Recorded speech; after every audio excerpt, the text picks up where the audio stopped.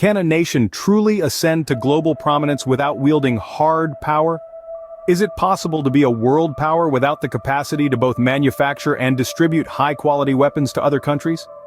These are questions that India has been grappling with for many years. The recent Russia-Ukraine conflict has laid bare the dangers of weapons dependency, a predicament that India is all too familiar with, given its reliance on Russia for half its weapons supply.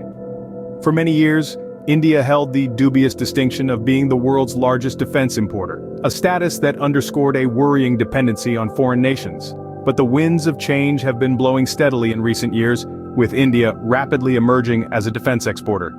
The recent reports of Vietnam's interest in purchasing BrahMos missiles from India, in a deal potentially worth $625 million, is a clear testament to India's evolving role as a major arms supplier. At the heart of this transformation is the BrahMos missile project, which celebrates its 25th anniversary this year.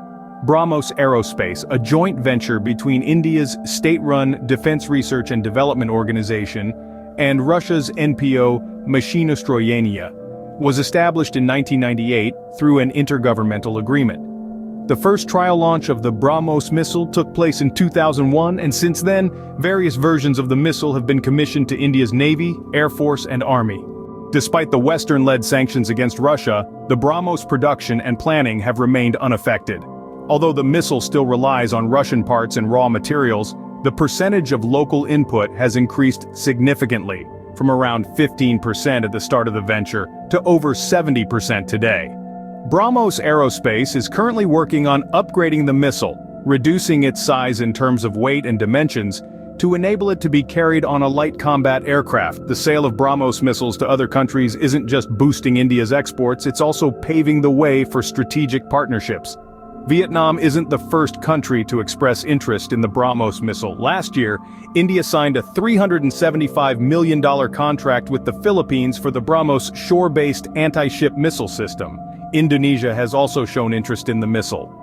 The increasing Chinese maritime presence in the South China Sea and surrounding areas has driven Southeast Asian countries like Indonesia and the Philippines to ramp up their military spending. The sale of BrahMos missiles to these countries not only enhances their military capabilities, but also alters the balance of power in the South China Sea.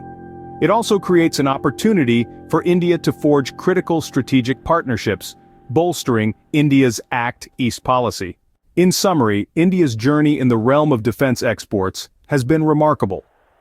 From being the world's largest defense importer to becoming a major arms supplier, India has come a long way. The BrahMos missile project has played a pivotal role in this transformation, boosting India's exports, fostering strategic partnerships, and helping India assert itself as a global power.